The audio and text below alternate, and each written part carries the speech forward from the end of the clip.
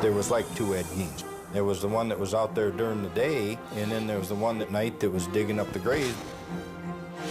Every time you recall the office with some new detail, it got bigger and bigger. Among the things they found were bowls that had been made from the tops of human skulls. Things like this just don't happen in the 1950s in a small town like Plainfield. It's not the nature of man to do the things that he did. It's an aberration. For more than a century, the movies have brought our most vivid nightmares to life. Often, the fear is conjured from fantasy, from imagining the unimaginable. But it's even more frightening when the demons are real. Based on a true story. Just that small phrase that these events actually happened sort of makes the film much more both relevant and much more terrifying. Norman Bates in Psycho, Leatherface in the Texas Chainsaw Massacre, Buffalo Bill in The Silence of the Lambs. Each of these characters had its origins in the same true story, the unspeakable crimes of a single man. His name was Ed Gein. The writers of fiction, who are really good at it, could take Ed Gein and you could make him almost anything you wanted to make him in the world of horror, because he had so much to work with. Gein's crimes were committed against the living and the dead. The depraved acts of a damaged mind, they slashed through the surface of a complacent age, revealing the darkness that lurked just below. His twisted world became America's obsession. And what is at bottom, the story of a boy and his mother, became the template for half a century of horror. There's something about Gein that appeals to the morbid curiosity within all of us. It's so macabre, so bizarre, so deviant that we can't look away. How long have you known Mr. Gein? 7 years. What kind of a man did you know him as? Well, a man is a nice man, just like anybody else. The only difference I'd say in the man, he seems to be a little hot.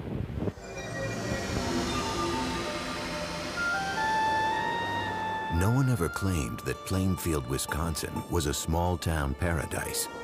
In the fall of 1957, it was home to about 700 people, a quiet, hard-working place on the windswept flatlands of central Wisconsin. They had the main hardware store for that area, a food market. They had a restaurant or two, a saloon. There was nothing that would distinguish it from, probably 100 other communities in Wisconsin. That all changed over the course of one cold weekend, with a mysterious disappearance and a shocking discovery.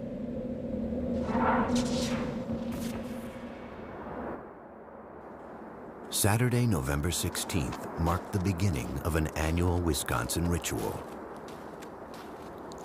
Deer season. In Plainfield, the men hunted not for sport, but for food. Their trophies would be killed, hung in barns, and dressed out, gutted and butchered. All the males would be out in the woods. And so the main street would be a quiet place. Particularly quiet that morning was Bernice Warden's hardware store. Though the store was supposed to be open, the 58-year-old proprietor was nowhere to be found.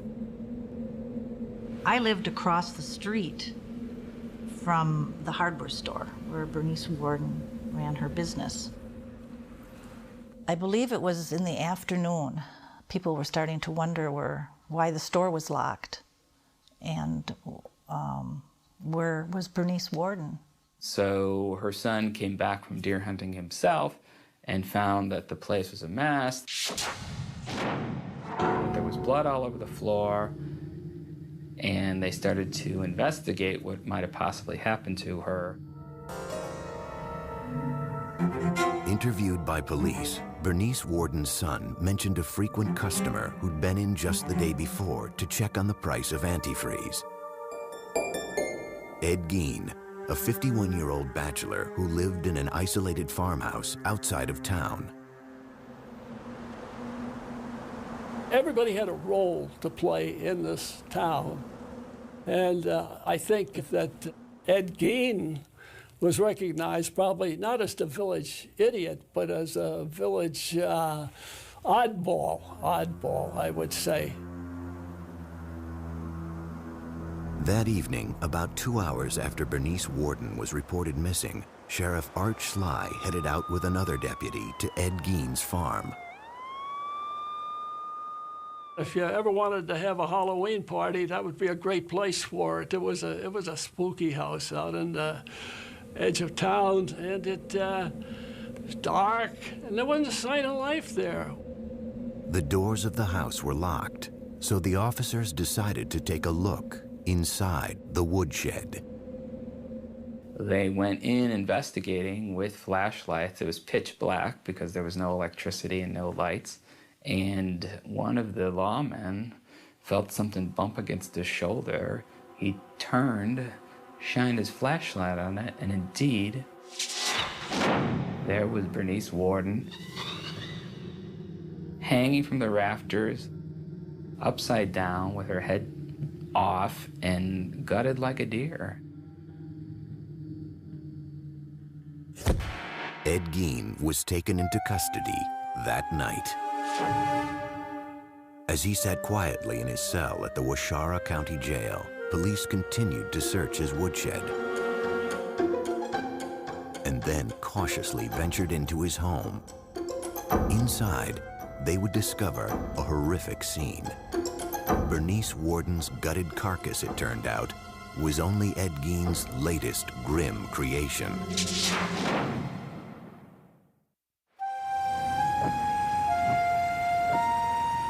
On November 16, 1957, the quiet farming town of Plainfield, Wisconsin, was abuzz with rumors about the murder of one of its residents. Bernice Worden's mutilated and decapitated corpse had been found that night in the woodshed of 51-year-old Ed Gein. With Gein now in custody, police prepared to enter his house for the first time. It was a cold, dark night, and the place had no electricity. The officers had only lanterns and flashlights to illuminate the scene. Well, Gein's entire house was in a state of really unimaginable squalor. It was so completely overwhelmed with the trash of a decade. It was chaos in terms of housekeeping. Well, you don't keep house, the kitchen was a jumble. Everything, there was dirty things here and newspapers laid up here and junk all over the place. But the officers discovered much more than mere filth. In plain sight, scattered throughout the house, was a ghastly array of human remains. Investigators were completely stunned and appalled to discover this incredible collection of human body objects. And among the things they found were bowls that had been made from the tops of human skulls. And then they found what looked like trinkets, but it was like a string of nipples from breasts, all on a string. They found a shade pole that was made from a set of women's lips. And they had found other body parts there. Then you'd go out into what would be like a living room, and they found furniture, a lampshade that was made out of human skin, chairs that were upholstered in human skin. They found face masks. Gein had apparently flayed the skin from the heads of the victims and preserved them and stuffed them with paper and hung them on the wall as decorations. Each disturbing discovery seemed to top the previous one, until finally, one officer came upon a brown paper bag. He opened the paper bag and saw a hank of human hair, and as he himself later described it, he said he had no idea what possessed him to do it, but just sort of reflexively, he reached in and pulled this thing out. To To his horror, he discovered it was a woman's face. Worse yet, it was someone the cops recognized, a local bar owner named Mary Hogan, who had gone missing 3 years before. For 30 hours, the man apparently responsible for this gruesome spectacle sat in his jail cell, refusing to speak to investigators. Finally, they confronted him with Bernice Worden's corpse. And with that, Ed Gein began to come clean. He was perfectly happy to cooperate with the police. You know, all he asked for was a slice of apple pie with some cheddar cheese on top of it. And according to the investigator, Ed ate the thing, and after that he told them anything they wanted to know. They said, well, what's all these body parts in here, Ed? You know, how many people did you kill? All the dead stuff in his house, they just assumed that it was like murder victims. All told, Gein would confess to only 2 killings: Bernice Worden and Mary Hogan. The rest of his grisly artifacts, he said, were crafted from corpses he had stolen from local cemeteries.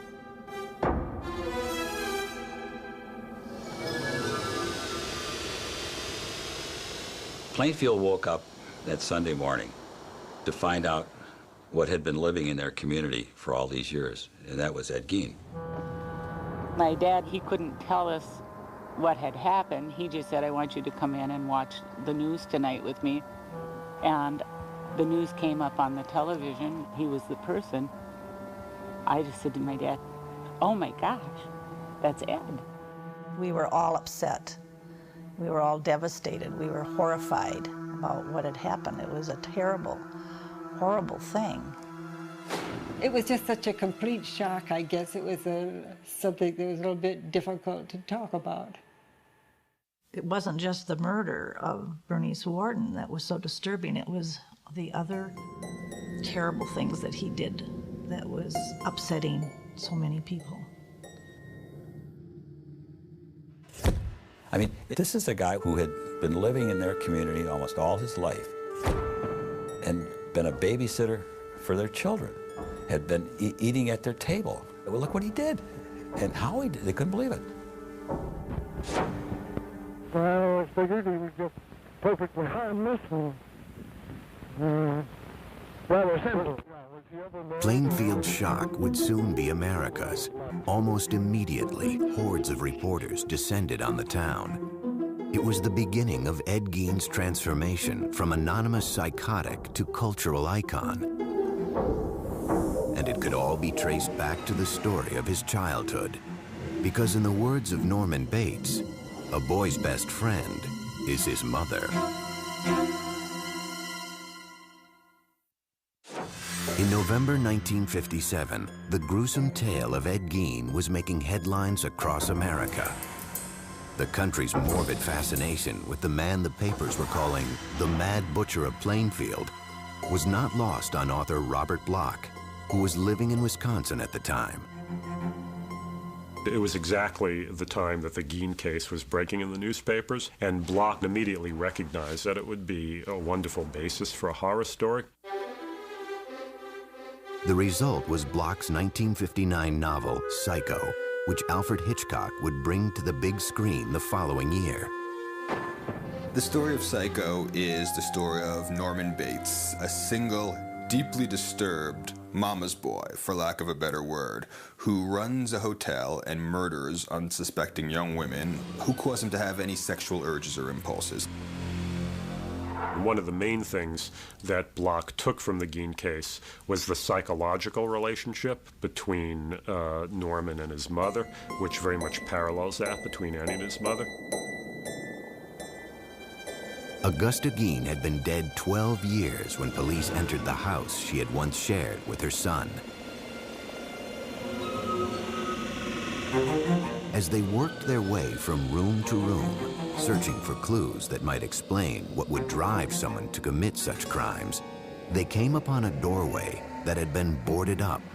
And by that time, of course, they had seen so many horrific things, they had no idea what they were going to discover behind the doors of this room. And when they broke it down, what they discovered was that it was a room that was kept in a state of perfect, pristine preservation. And that turned out to be the room of Ed's mother. The bed was made. There was a table, night table. Had a Bible on it. The room was very dusty, musty. The wallpaper was sort of a rose-tinted thing, but it was all kind of discolored. And that was his shrine to his mother. After his arrest, Ed Gein underwent a month-long court-ordered psychological evaluation. It was here that a picture began to emerge of life behind closed doors on the Plainfield farm, and Ed Gein's descent into madness.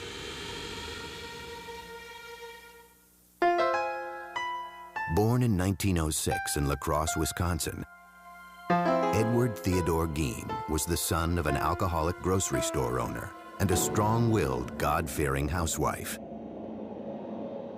When he was 8, his mother Augusta insisted that the family leave their La Crosse home. One reason, apparently, she insisted that the family move from La Crosse was because, in her mind, it was like Sodom and Gomorrah. With the proceeds from the sale of their grocery store, the Gein family settled onto a 200-acre farm in Plainfield.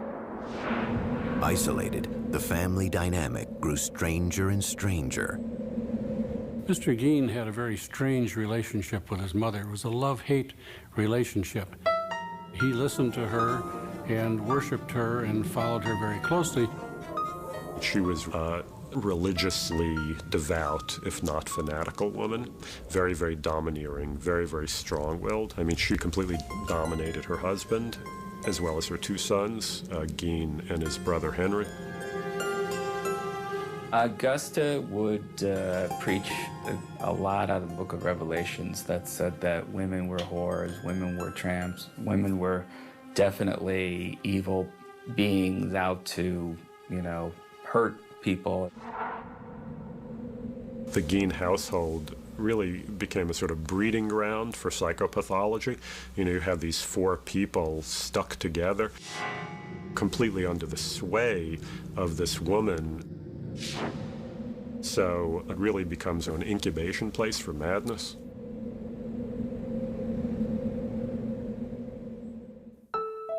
Gein attended school until the age of 14.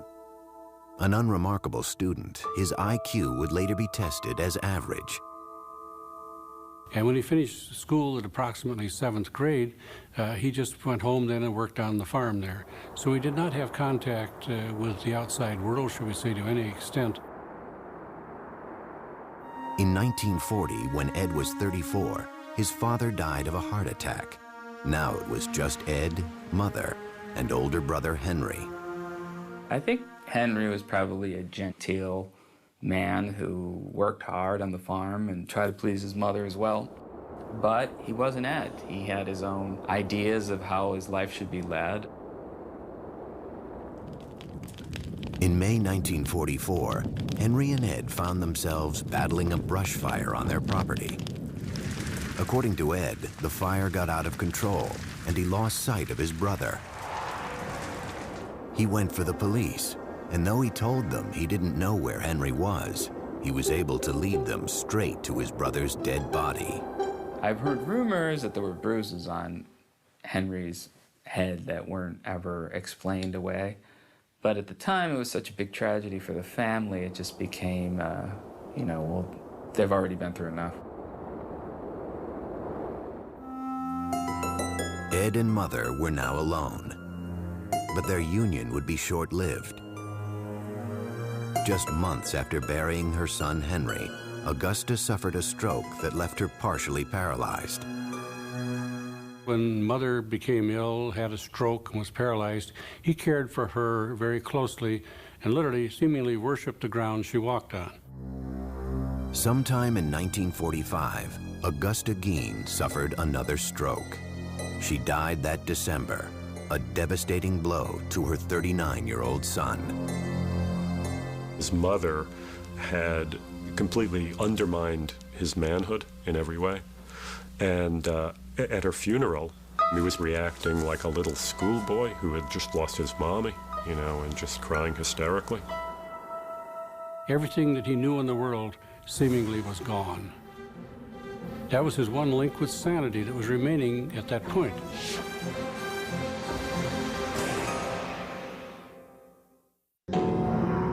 Until 1945, Ed Gein's world had been entirely defined by his deeply religious and domineering mother. Her death that December left him for the first time on his own. Living alone in an isolated farmhouse outside Plainfield, Wisconsin, the 39-year-old earned money by helping the townspeople with odd jobs or working on threshing crews. From the time I was pretty small, Eddie Gein was always just, you know, part of the crew. From where our farm was, he was about 2.5 miles away is all. And we'd get in the car and go over and see Eddie. We'd pull into his yard, and I can still remember doing that. And Eddie would always come out and talk to us in the yard. So we never was in his house or anything like that. He was not the, you know, the village idiot. That's for sure. The housewives in town, they would trust him. You know, can you fix this? I got a door that squeaks at, or, you know, can you fix the hinge on my door? Sure, I come over. He was a hard worker. When you paid him $1, you had $1.50 worth of work out of him. I mean, he didn't slack off. He wouldn't screw anything up. I think that everybody treated him, even though he was maybe a little, what you would think, a little different, but Eddie was Eddie. Oftentimes, when the threshing crews broke for lunch, the women would provide them with meals. When you listen now, the women that would talk about it, they felt kind of funny when Ed would look at them. He would give off kind of a funny, it made him uncomfortable the way he would stare at them. Something about his eyes that bothered me. I didn't feel like he was a person I would trust. Strange. Gein had a reputation around town as odd, yet harmless. Behind closed doors, however, he struggled to cope with life after Mother. Psychiatrists who interviewed Gein concluded that during the years after his mother's death, his psychological problems crossed the line into psychosis. Mr. Gein's mother's death affected him tremendously. He had no other person to communicate with or talk with. And consequently, he just turned to his inner fantasies, his other interests, and found that without Mother, he didn't know what he was going to be doing. He would come home to this empty, decaying farmhouse. Again, that was without electricity, that was without indoor plumbing. He was completely isolated. Gein's mother had left him terrified of human contact, of women in particular. His loneliness, however, drove him to seek his own perverse sort of companionship. At some point, Gein said, he began to make nighttime raids on local cemeteries. Ed was a reader of the obituaries. He was fascinated by who had just passed away. Ed would find out when the service was going to be, where the burial was going to be, and as quickly as he could get there in the dark of night, he would go and open that grave and get that body. Mr. Gein substituted seemingly dead bodies for the activities that he had with his live mother before. If Mother was gone, he needed someone who literally could take her place. Gein took these desires to ghoulish extremes, though it remains a mystery if he ever engaged in either sex with the corpses or cannibalism. Some of the discoveries police would later make defied comprehension. There was what the police called a mammary vest, the upper torso of a woman that Gein had taken from the body and preserved and attached straps to. And then there were leggings that had been made from the skin of a woman's legs. And at times, it was reported that he would sometimes walk around with this mammary vest that he had managed to make from female anatomy, and he would attach it to his body. And apparently also sometimes take one of the female genitals that he had removed from a corpse and stick those on himself as well and pretend to be a woman. Eventually, however, violating the dead was not enough to satisfy Gein's morbid urges. It was around this time that he began patronizing Hogan's Tavern, a local watering hole owned by the bawdy, tough-talking Mary Hogan. That was one bar that hunters would, you know, after you hunt long all day, you generally stop and have a soda pop. And I recall she was very huge and very jovial and joked a lot. Her nickname was Bloody Mary. Mary Hogan was indeed a dirty talker. She spoke in profanity like a truck driver or a sailor or whatnot. I think when Ed Gein saw Mary Hogan, he saw some kind of grotesque, dark mirror image of his mother. On the afternoon of December 8th, 1954, a local farmer stopped into Hogan's Tavern to pick up some ice cream for his daughter. He goes into the bar, and he knew immediately that something was wrong. There was blood all over the floor, and there was money on the floor, and he just turned around and beat it out of there. Mary Hogan was nowhere to be found. When Mary Hogan turned up missing, there was talk about, they said they felt she'd been murdered, and she just was missing, and they just could not find her to go to heck for it. Police explored what few leads they had. Ed Gein was never questioned. No one considered him a suspect. It was too far-fetched to imagine that the quiet, hard-working bachelor could possibly be a killer. I can still remember, somebody said, well, I wonder where Mary Hogan is. Well, he said, she's over by my place. He said, I got her over there. And everybody said, ah, yeah, Eddie, you got her. Yeah, we know Eddie, yeah. As the leads petered out, it started to look like Mary Hogan's disappearance would remain unsolved. Until the night of November 16th, 1957, when police found her face in a paper bag in Ed Gein's kitchen. Maybe he felt he wanted to incorporate her into his home, and this was his way of bringing home a bride. But he brought her home as a corpse.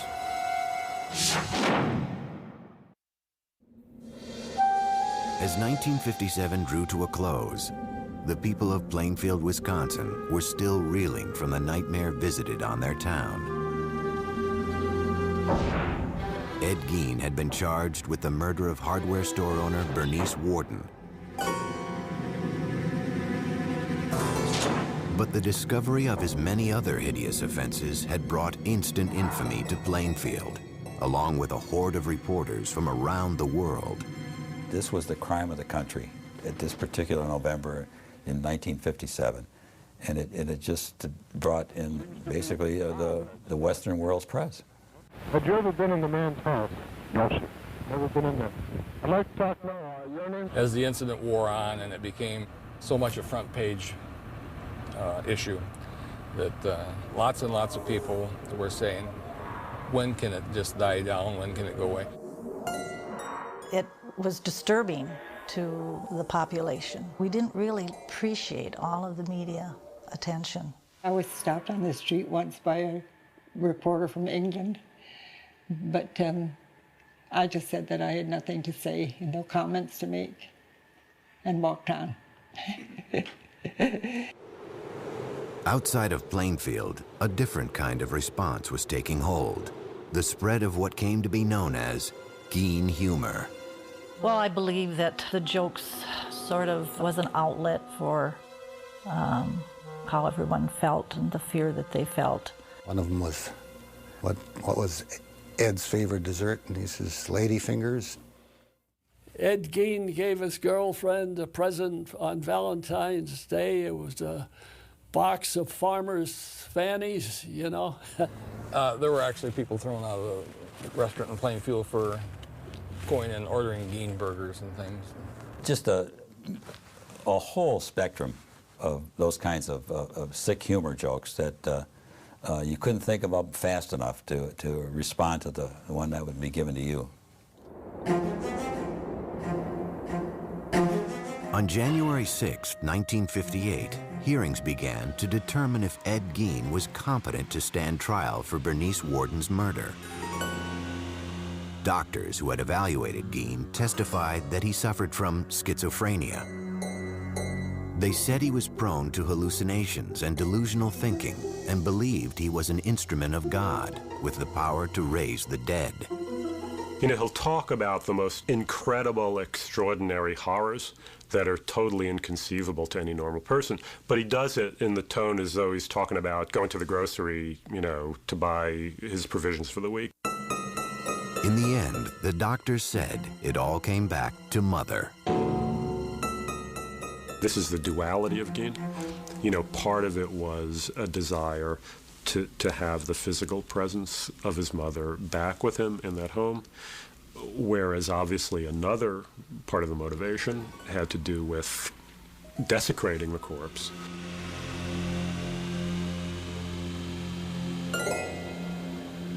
Reporter Dick Leonard remembers sitting next to Gein as the sanity hearing drew to a close. At that moment, he says, he caught a glimpse of the scared, sick man behind the monster. I looked at Ed, and he looked at me, and I could see he was nervous. He was fearful. And he says to me, "What are they going to do to me? What are they going to do to me?" So the judge raps and everybody to be quiet. And I had my hand down on the bench here, and he's next to me, and he reaches over and grabs my hand like I was his mother or something. That afternoon, the judge ruled that Ed Gein was legally insane and therefore not competent to stand trial. He was sent off to live at Central State Hospital for the Criminally Insane, a psychiatric hospital in central Wisconsin. For the people of Plainfield, life after Ed Gein would never be the same. We never locked our doors before this happened. But we began to lock our doors. The 50s was an era of innocence, I believe, and it's pretty much ended that. Still, there was one last piece of business for the town to attend to. On March 30th, 1958, Palm Sunday, Gein's farm and personal effects were scheduled to be auctioned off. But in the early morning hours of March 20th, residents awoke to a strange orange haze glowing a few miles out of town. There will be an auction here Palm Sunday, but this house and the personal belongings of Ed Gein will be conspicuously absent.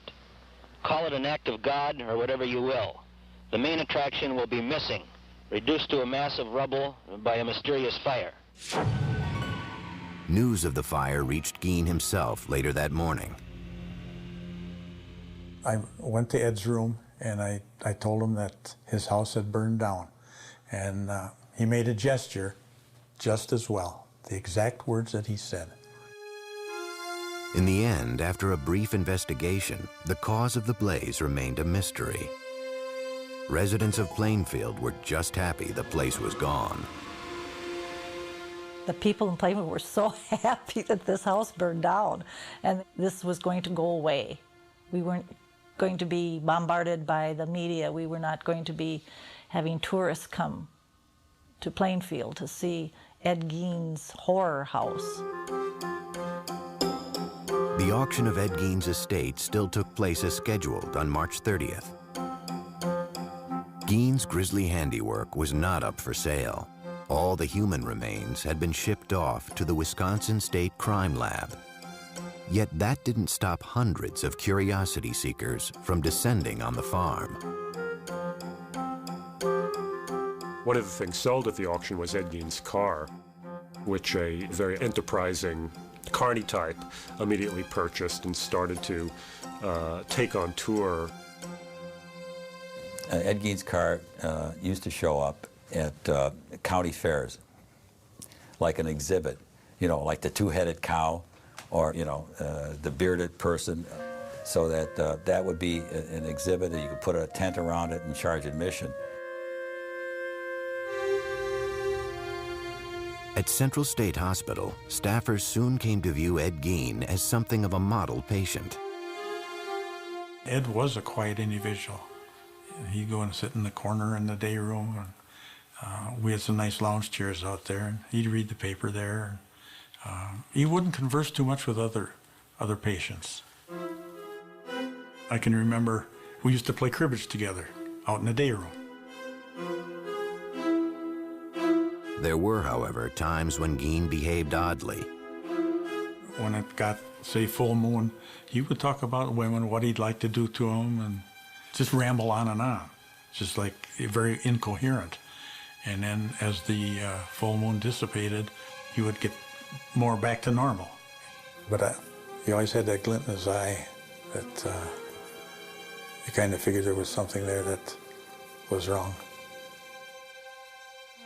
In 1968, Gein's doctors wrote a letter to the court stating that Gein was now competent to stand trial for the murder of Bernice Worden.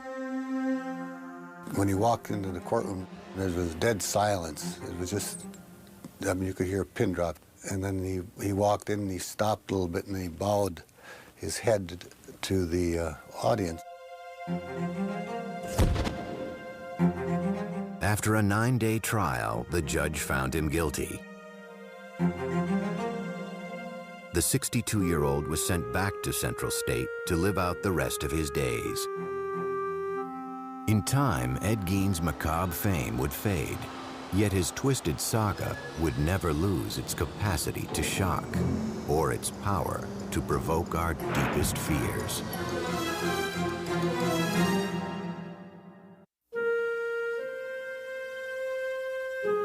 By the early 1970s, an aging Ed Gein was quietly passing his days in a Wisconsin mental institution. He'd go to his room a lot and lay on the bed and kind of daydream. So I don't know what he was thinking about. I couldn't read his mind, but we always had the thought that he was thinking about what he had done. Gein and his gruesome crimes had long since faded from the public consciousness.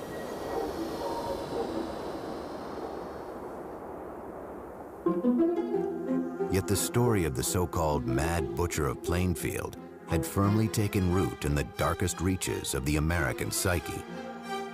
It was a time where he became almost unlifelike, almost like he was a creature of fiction, I think. Some type of a demigod, almost. My name is Gunnar Hansen. In 1973, I killed 4 people. I was Leatherface in the Texas Chainsaw Massacre. When Texas Chainsaw Massacre was released, it played predominantly in drive-ins. And to say there was an uproar over it would be an understatement. You know, teenagers went in their cars looking for a good time. And what they were exposed to was literally 90 minutes of pure hell. Directed by Tobe Hooper, the film featured a character named Leatherface, who wore a mask made of human skin. During the filming, late one night, Tobe told me that this was based on Ed Gein, very loosely. I mean, what he said was that Ed Gein was the inspiration for the family, that if you take essentially the fact that they made furniture out of bones, that they had skin lamps, that they might be cannibals, and that Leatherface wore a mask, those characteristics were lifted from Ed Gein. What Leatherface really is Ed Gein as a little child would imagine him to be. Because these crimes were real, we had to make Leatherface into this hulking monster who wears a mask of human flesh and wields a chainsaw, instead of being the boy next door who does these horrible things. 17 years later, a different take on the legend of Ed Gein would help make the film The Silence of the Lambs a critical and commercial hit. If you look at The Silence of the Lambs, where the Buffalo Bill character is trying to make a skin suit out of women's body parts, which is something that's based directly on Gein. The killer, the grave robber, all of the things that, you know, you want to get into a good horror story, he was there. He was their source. Because the imagination could take Ed Gein anywhere And it has. The irony is that as twisted as Norman Bates was, as terrifying as Leatherface wielding his chainsaw is, and as pathologically insane as Buffalo Bill is, Gein was worse. Gein had everything these characters had in spades. 2001 saw the release of a low-budget independent film about the life of Ed Gein. I thought Ed Gein would be a good topic for a movie just because of the mindset of this person. This person who lives by himself with his fantasies and with just his loneliness and his mental illness, eventually steps over the line and becomes a killer. On July 26, 1984, Ed Gein died of respiratory failure. He was 77 years old. There wasn't too much emotion at that time. There wasn't much talk going on in town other than he's gone. He's dead. Ed Gein ended up being buried in the most appropriate place for him, right next to his mother in the Plainfield cemetery. You know, ever since her own death in 1945, it had been his great dream to get back to her, and finally in death he had achieved that. Sometime after his death, Ed Gein's tombstone was stolen from the ground. It was eventually recovered and is currently being kept in storage at the Waushara County Sheriff's Department. To this day, however, groundskeepers at Plainfield Cemetery still find flowers and letters that have been left at his grave. There's no way in the world that anyone could ever decipher completely or even intelligently what Ed was thinking or doing. It's not the nature of man to do the things that he did. It's an aberration. The fact that Ed Gein was a sick man mentally, I don't think that mattered to any of us. He did some horrible things no matter what his condition was, and so we had no sympathy for the man. Mr. Gein was an example of a monster that was in hiding. He was not known to his neighbors. He presented a facade of normality to them, and that's why he literally could have the mask of sanity over the whole situation until he was discovered. Obviously, we can never really know. To ask what made Ed Gein is ultimately as unknowable as to ask what made Mozart Mozart. You just don't know.